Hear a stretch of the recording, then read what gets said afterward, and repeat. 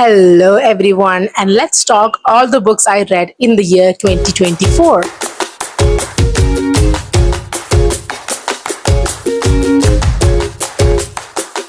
I know it's like a yearly tradition. I show up here in the month of December or January and talk about the books I read in the previous year and then disappear.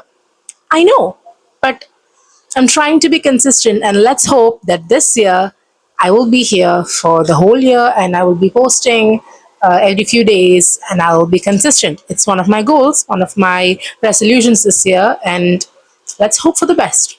So, 2024, I read, but it wasn't that big. I didn't read 300 books a year. No, I read 27 books, which was more than last year. So the first book I read this year was Love Theoretically by Ali Hazelwood. And let me tell you about Jack Smith.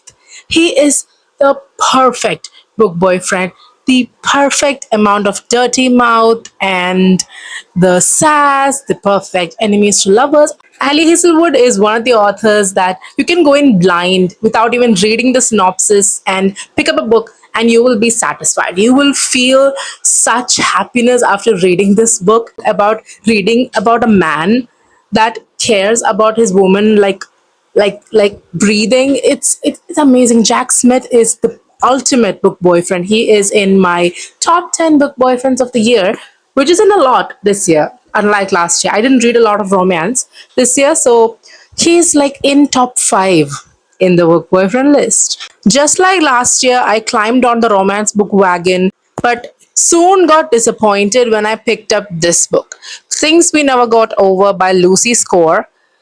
It's about a girl who suddenly takes up the parentship of her twin sister's daughter and the grumpy town bad boy who takes her in, gives her a place to stay, blah, blah, blah. It was fine. There was a little bit of angst. Then they started sleeping together, and I lost complete interest. It was like the guy only wanted her for sex, and I've seen some quotes in reels, and I wasn't really happy about it. And the reading, sorry, and the writing kind of started getting slow, so I lost interest and I DNF'd it.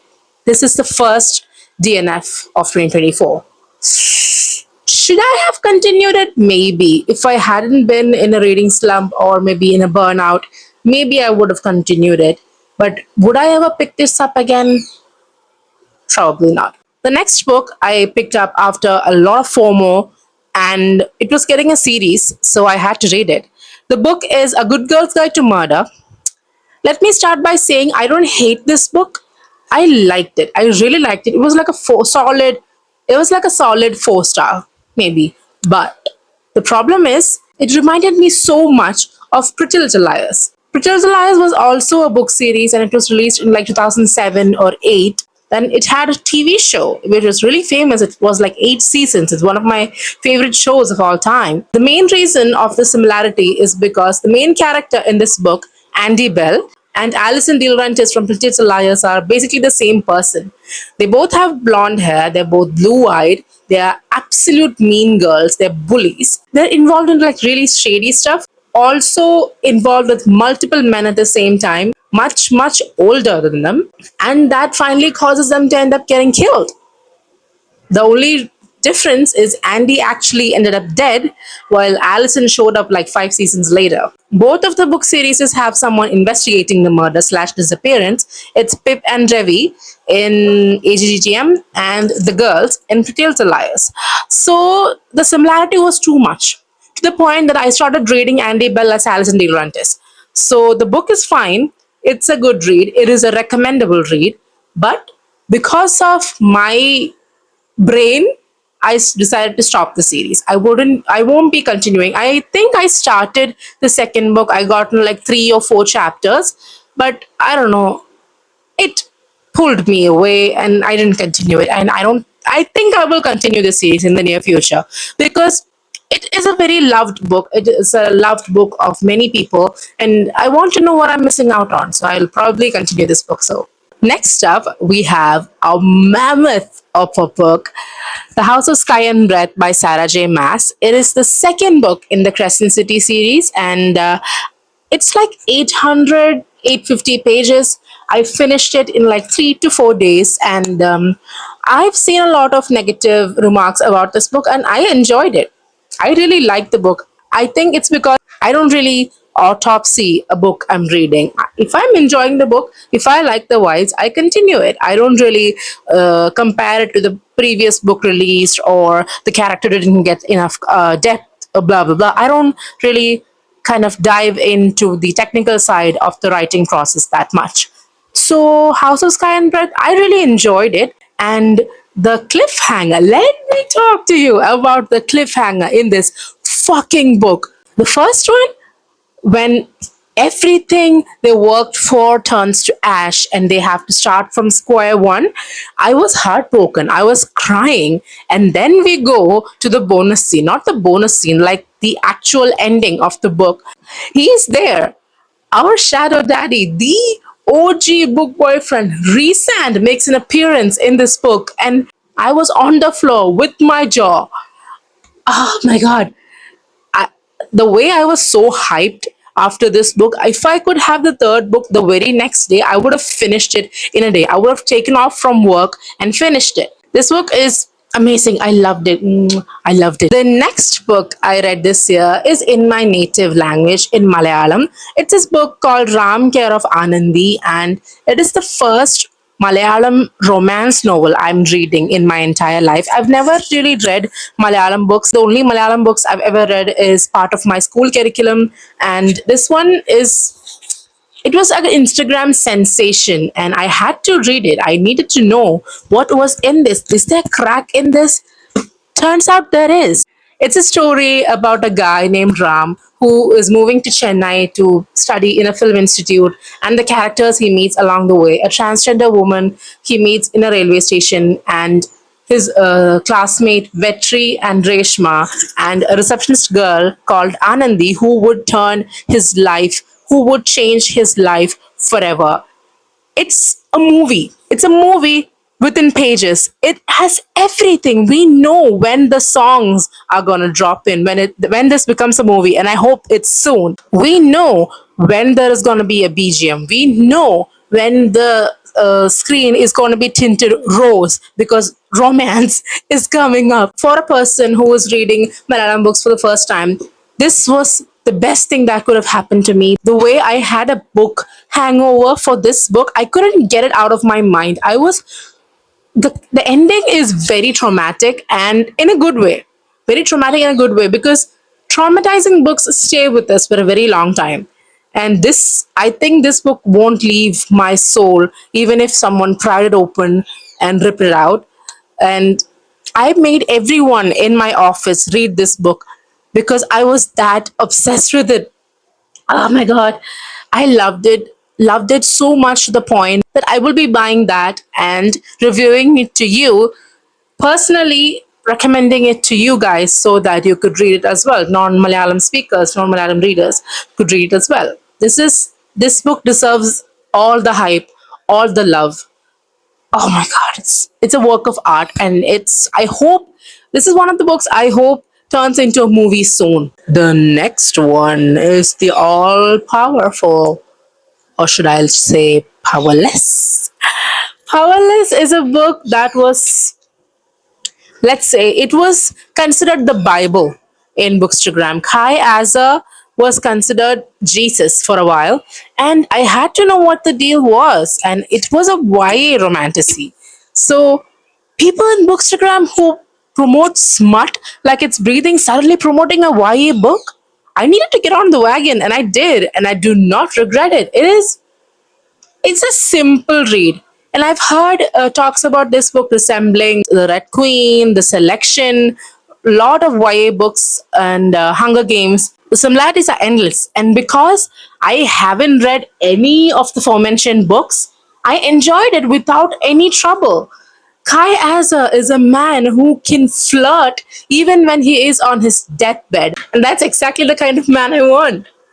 And Peyton is our typical YA protagonist. She has been suffering throughout her childhood, and now she has a chance to save her country or be in a rebellion. There's a revolution. I guess that's where the part where people started connecting the dots and figuring out the connection with Hunger Games and Red Queen and all.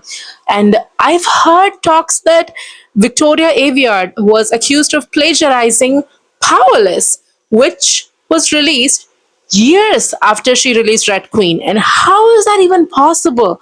Are people that dumb? A book that was released in 2010 or 15 gets plagiarism accusations from a book that was released in 2024. Are you dumb? Are you fucking dumb? Really? Anyway, I liked it. Okay, really liked this book, and I bought the second book, Reckless, and I didn't read it. It's a pattern with me. I think I buy the overhyped sequel to the book, and then I don't read it. I don't know why. If you are someone who wants to get into reading, who wants to get into romanticy, this is a good place to start. This is a good place to start because it's not that complicated. The writing is very simple, the world building is very simple, and you will understand it. And because our characters have such good chemistry, you will really get pulled into the book and you'll really enjoy it. So, yeah, give this one a try. After finishing Powerless, I kind of went into this big slump where I didn't read for like 2 months, 3 months straight. So I wanted to be back home. I wanted to read something that was close to my heart, something comfortable. And you know where I went? I went to Percy. I started rereading the Percy Jackson series, and it was such an experience. I last read this book when I was 17, 18. I was almost 18, and I remember the kind of high, the rush I got when I was reading this for the first time, and it that rush doesn't die down. It's still in there. The way, because you have finished this book once and you know what each innuendo, each gesture, each word exchange between Percy and Annabeth means, it is such a high to watch them fall in love all over again. And it is such a guilty pleasure. It's such a guilty pleasure for me. I read this, all three of them. The Lightning Thief, Sea of Monsters, and the Titan's Curse within like 3 or 4 days. Do I even have to rate these? You don't know how iconic these works are. If you haven't read Percy Jackson, you haven't lived. You haven't understood the primal joy a person gets when 11-year-old dyslexic kid beats down Ares, the god of war. It is it is perfection. Percy Jackson is utter perfection. And please, if you haven't read it, please go read it. Do not watch the series before you have completed this book. You will be screaming every time Percy and Annabeth make eye contact. Before season 2 comes out, please read the series. I beg you guys. The next book series, I have never finished a series this fast. And guess who the author is? No, it's not Rick Riordan. No, it's not Sarah J. Maas. It is Mother, Tahiri Murphy. She, do I even have to explain about her? Her books are just works of art, and she is the mother that gave birth to Aaron Warner. She is the mother that gave birth to Kinji Kishimoto, and she is the mother that gave birth to Cyrus. He is Aaron Warner with red hair, magic, and dragons. This book, oh my god, the way this book consumed me, I was up till 4 a.m. in work nights completing this book.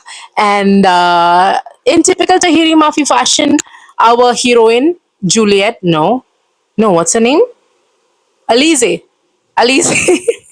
Alize is a tortured soul. She's a lost princess and she has been suffering all through her childhood, working as a maid. She's Jinn, which means she's from a community that is considered monsters and they are looked down on. The only sustenance she needs to survive is water, and she's working there for a pitcher of water. That's all she needs. And she knows how to sue. And this one, Alize has such a nice character arc, and she's like the warrior girl that we want to become. She's so strong. She takes down a thief with just a sewing scissors. That is, oh my god, she's so good that the prince of the country falls in love with her after seeing her for like once. I knew the moment Prince Cameron made an entrance that he was Adam Kent.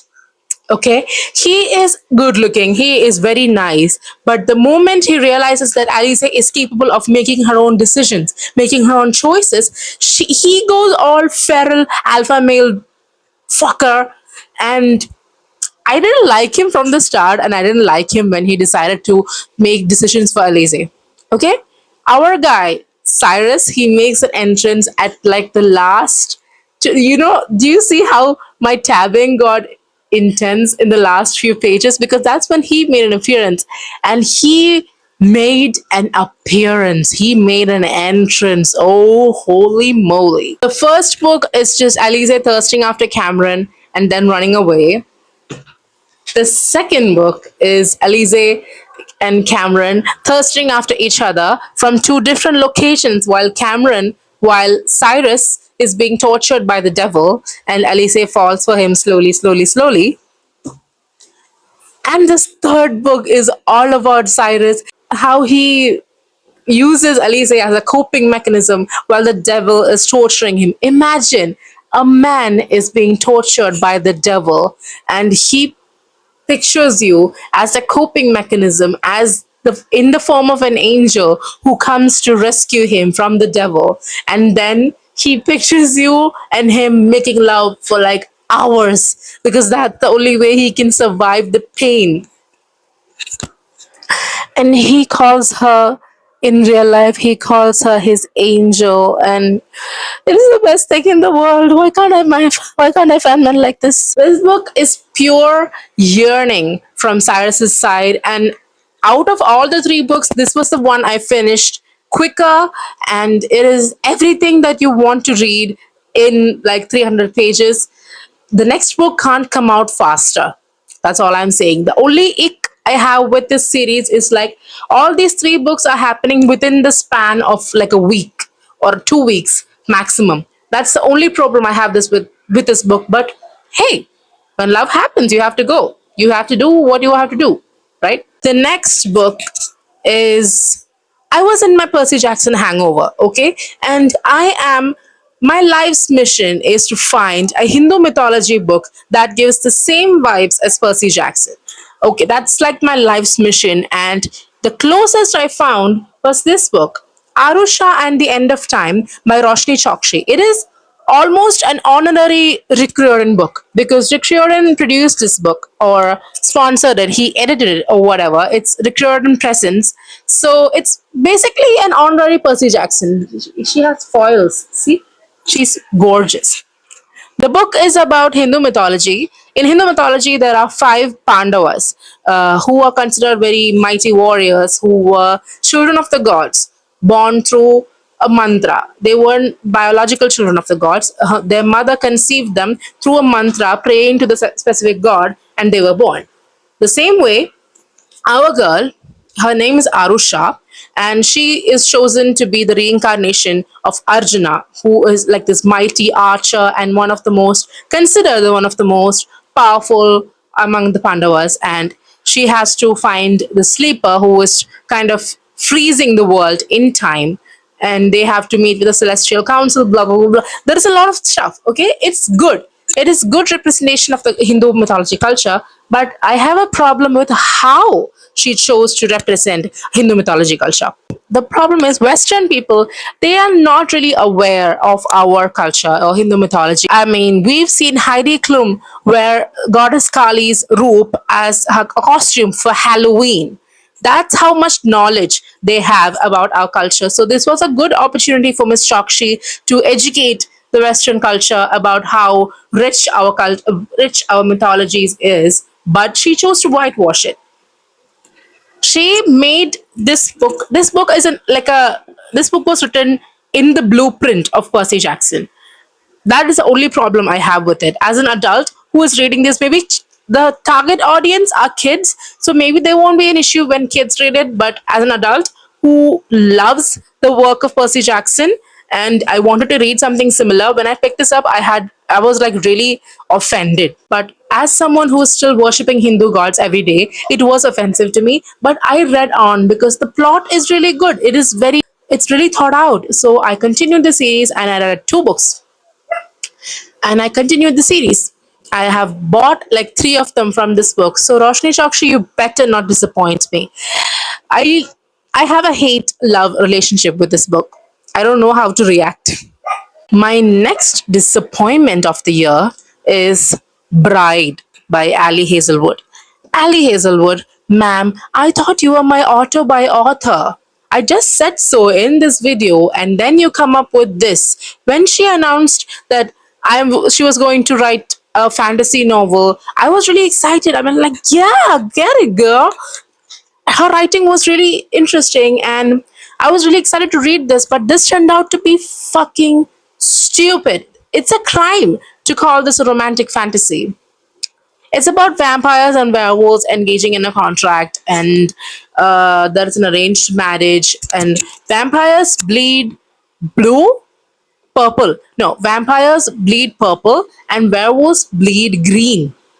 In what uni? That's it. That's the whole plot. Because when Lo, the hero, blushes, his cheeks turn green. When Misery blushes, her cheeks turn purple. That's the whole plot. And then there was Knotting. That's the whole point.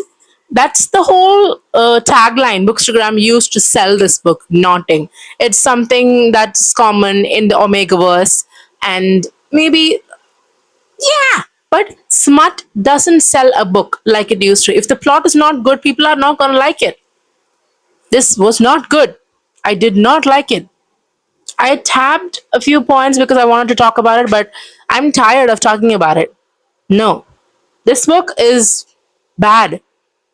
Bad. Ali Hazelwood should stick to writing romance, and I stand by it. The next two books is Legendary and Finale, the second and third books of the Caravel series, and I loved it. The problem I had with Caravel series was the voice, the point of view I was reading. I was reading in Scarlett's point of view, the first book, and Scarlett, for me, has the personality of a wet piece of cardboard. So I didn't really like her point of view. I wasn't really interested in what her life was going to turn out. But Legendary, the second book talks in the point of view of Donatella, the twin sister, no, the younger sister. And this book is interesting. Legend, my man, he is so attractive. And you know who else makes an appearance? The apple eating blonde vampire baby makes an appearance in this book, and I was swept off my feet the moment he made an appearance, and I loved this book was really interesting. I read it so quick. Comparing it with Caravel I finished in like 2 months because I stopped in the middle and then I restarted, and it took me a long time to finish it. I finished this in like 2 days. So the point of view matters, and this book was everything. I really loved it. And the third book, Finale, it mixes up. It has the point of view of both Scarlett and Donatella. So I really read Donatella's point of view first, and then Scarlett's point of view comes, and I kind of slow down. But by the end of it, I realized that in the first book, my main problem with Scarlett was, why the fuck is she thinking in colors? She is thinking in colors, the scarlet blue of her misery, this purple green, the lavender of her sadness. I was like, why is this bitch thinking in colors? Turns out there is a reason for that. There is a reason for that, and it's kind of a good reason. So, in this final book, Scarlet turned out to be pretty important, and I kind of tolerated her. I didn't hate her. I didn't love her. So didn't I tolerated her. It was fine. And the finale was amazing. The only problem I have with this finale was Donatella left our boy Jax hanging. He must have been like, when she chose Legend, he must have been standing there like, that poor boy. The chemistry Donatella has with Jax, I'm pretty sure some of it must turn up in Once Upon a Broken Heart. I haven't gotten to that yet. So, yeah, Caravel series, I successfully completed it and I love it. The next book I read is like a Bookstagram sensation, the Zodiac Academy series. And I was like hate reading this book when I got into it. And the first book is like a glossary. It is something that you need to get through to get to the main plot. It's about the twin sisters, Tori and Darcy, who were suffering in the human world, who were suddenly tossed into the Fey world where they are lost princesses of Solaria and where they have to learn to adapt their powers. They have to find out what kind of Fey they are. So it's like a whole academy. That academy is like an encyclopedia of mythical creatures. There is dragons, vampires, werewolves, sirens, cerebruses, phoenixes, Pegasus, harpies, griffins. What else is there? If there is some undiscovered species that we don't know about, they're probably in Zodiac Academy by now. The first book was difficult to get through, but the second, third, fourth, and fifth books were like so engaging. I was hooked from the first page. It is spicy. The spice progresses as the series goes on, and the spice is kind of the reason I stayed, because this is a kind of book which where the spice is what ties the whole plot together. And the school is full of horny teenagers, so I don't know what I expect. It's not Harry Potter, but it's definitely Harry Potter on crack. The whole school is full of Slytherin houses. So yeah, that's the whole dynamic. Whom the main lead is going to be.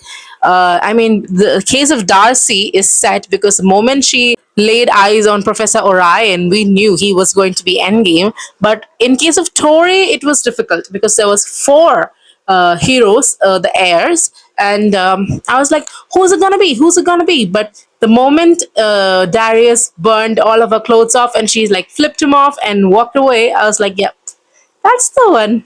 That's the one. If it's not, I'm gonna be pissed. But I didn't have to be pissed because he's the one. Zodiac Academy is the writing good? No. But is it bad? No.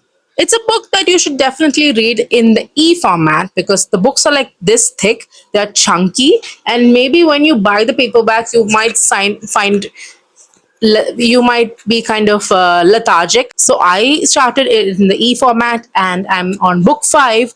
The reason I stopped at book 5 because the ending is fucking traumatizing. That's the reason I stopped at book 5. I'm looking forward to finishing it this year. I will slowly approach it because I know book 6 is going to be heartbreaking, and I will slowly approach it. I'm kind of pushing it out to like August, September, those kind of days when it's the at least the mood is going to be fall. So I'm gonna push it back a lot. Zodiac Academy is a definite read. The next book is my first Desi romance I've ever read, and it's this book called Love Unarranged by N.M. Patel. And let me tell you, this book made me delulu. Okay, this book made me believe in arranged marriage. This book made me believe if I wait enough, a wealthy, good looking, understanding man will walk into my front door. We will have tea and talk for 15 minutes and we will fall in love. We will live happily ever after and we will have like amazing, mind blowing sex every day because Akar and Kriti, they are like, have you seen the movie Viva? This old Hindi movie. It's like, it is the standard for arranged marriages, even now. You take the movie Viva, put it into a blender, add some spice, add some unnecessary family drama, mix it up, and you will get Love Unarranged. I really had a problem. The first half was amazing. The tension, the banter, there is no banter. The chemistry is amazing. The first half, I finished it within like a day. Yeah, then the second half happened. And then family drama started and it started getting slow. So I closed it and I reopened it the second day and I had to finish it. So I did. And the ending, he messed up. Akar messed up like every man. He's stupid. But then he fixed it. He did a grand gesture. And it's not Alex Volkov level, but he did. He groveled, he cried, he begged, and yeah, he did a grand gesture, and Kriti forgave him. That book is like 4 stars for me. I don't give 4 stars to a romance book that easily, and that book is like 4 stars. So yeah, DC romance. You should give it a try. It's really good. The next book I read was Housemaid by Frida McFadden. It was a sudden decision to start getting into thrillers, and The Housemaid, definitely overhyped, but turned out to be pretty good. I finished it in a day. Yeah, I was like, where were you? Where was this Srilakshmi before? You can finish books in a day now? I thought that part of me was dead.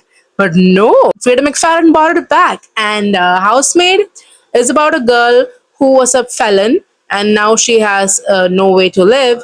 And now she's going into a house, a very big, rich house, to work as a housemaid. And she notices that some things are not how it's supposed to be. The madam, the lady of the house, is kind of crazy and things are not exactly how it turned out to be. And that book is really unexpected. The twist is unexpected. And the ending, oh, it was such a woman empowerment moment for me, and I loved it. And Housemaid, even though it's very overhyped, it's a very nice, it's a good book. If you're someone who's starting to like looking forward to get into thrillers, I think The Housemaid is a good place to start. It's not very complicated, it's very easy to get lost in. The writing is very simple, and it's something that you can get lost in very easily. The next book was also by Frida McFarlane, The Boyfriend. Now, this book really deserves the hype, and I don't see this book being talked about. The Boyfriend is about a girl who uses a dating app to date, and she soon finds out that there is a serial killer out there who is killing girls who uses the same dating app, and the killer is getting closer and closer to her. And now, the killer has killed one of her friends, and she seems like the guy she found in the dating app might be the killer. And the twist is amazing. You won't see it coming from any angle. You can't, even if you have 360-degree vision, you can't see the twist coming. It is amazing. The next book is Belladonna by Adeline Grace. I had just finished watching Agatha all along, and I wanted to read a book where death falls in love with the human because I wanted to fill the void that those two left in my heart. And Belladonna is just exactly that. Death comes to people, and our girl is the only one who can see death and touch death without getting killed. She can't get killed. She takes belladonna berries every time she wants to see death and goes into a plane where they both can touch each other. You know what that means. Belladonna was a very quick read. It's very fun. The gothic, ghosty kind of effect, and it's really nice. It's a good read. 3.5 stars for me. And yeah, that's yeah. The next book was an unexpected one because Manacled by Sen Lin Yu. I don't know why I suddenly jumped to fan fiction all of a sudden, because I haven't read the Harry Potter books. I've only watched the movies, and suddenly I saw that Manacled was getting taken down from archives of our own, and I was like, if it's getting taken down, if it's banned, we it spikes our interest. So I read it, and let me tell you, this book is not a fan fiction. This is a work of art. This is canon for me, okay? I don't care about Harry Potter. I don't care about Ronald Weasley. I do care about Hermione, and I'm in love with Draco Malfoy now. I can't go back to the original Draco Malfoy. He's a misunderstood soul, and we understand his trauma. But this Draco Malfoy, oh, he's a man. A man. Oh my god. Traumatizing is a small word, is an understatement for this book, and it is so good. It was, and also it is so dark. It has a lot of it has a lot of trigger warnings, so before you get into it you need to like what read the trigger warnings before, it's because it discusses a lot of dark subjects, and it's not a Harry Potter book. It's a fan fiction. It's a really dark work of fiction, and it is amazing. I can't believe someone can take the subject from Harry Potter and create something like this of this magnitude. It's like 1,000 pages. It's amazing, and the final line killed me. The last line of the book like killed me, shattered my heart into pieces, which was mended like 200 pages ago. Go read it, guys. Manacled is also getting traditionally published this year, so I think with new names and new character names, so it wouldn't be as fun, but yeah, we should definitely read Manacled before it's getting traditionally published. So yeah, go check it out. The next book is Quicksilver. I really need to sit down with Bookstagram and talk about it because what is this? Like, it's a good book, okay, I'm not gonna lie, but the hype I have seen for this book is insane. It was being promoted like it's another Akatar. I've seen people define Kingfisher, this guy, as who has a dirty mouth because he says two words. That's all he says. And people say Kingfisher has a dirty mouth. Really? Are your standards that low? Or is it like a PR thing? I genuinely don't understand. This book alone, like without any hype, this much false advertising would have been like a good 4-star read. But the way this book is being marketed is like poofing it up to be something more, which it is not. The chemistry is good. The smut was unnecessary. This could have been a YA book, and it could have garnered a lot of attention. The plot line is very good. Okay, the story is good. They could have used the Quicksilver inside Fisher as more of a plot line. It is too much, guys. It's lying because this book is not what you guys market it to be. It's a good book, but don't poof it up. Like, seriously. And the last book of this year was Pestilence by Laura Thalassa, because I wanted to read about a force of nature falling in love with a human. And Pestilence is the ultimate boyfriend. He is Risk Master. It's about the rapture when the four horsemen of the apocalypse come down to the earth and start killing people in different directions, and Pestilence comes, and our girl is supposed to kill him to end the people's suffering, and he doesn't die, obviously, so he takes her as his prisoner and makes her see what he is doing to the world. We think it's a punishment, but no, he has received a sign from God that she is the one. A sign from God? Like, seriously? Throw the maid trope out of the room. Introduce tropes like this. A sign from God? How? That is so much. That is so interesting, right? So Pestilence is a yes, and you should read it. Please, please read it and come talk to me. Let's talk about Pestilence, okay? So yeah, these are all the books I read this year. According to my count, I read 27 books this year, and I read 24 books last year, so I read 3 more. It's a win. It's a win-win. Considering that I haven't been reading for like 4 or 5 months straight, I was like a really bad reading slump, and then I picked up and then I started reading in large quantities. So yeah, this is a win. And for next year, I've set my reading goal as 30 because I'm moving slow. I want to read 30 books next year, not something big. Thank you for watching this video. I know I don't post often. I know I'm here like only during the end, and it's like kind of an annual event for us, but I'm trying to be consistent. I'm trying to work through it, and I hope I'll see you soon. Love you guys so much.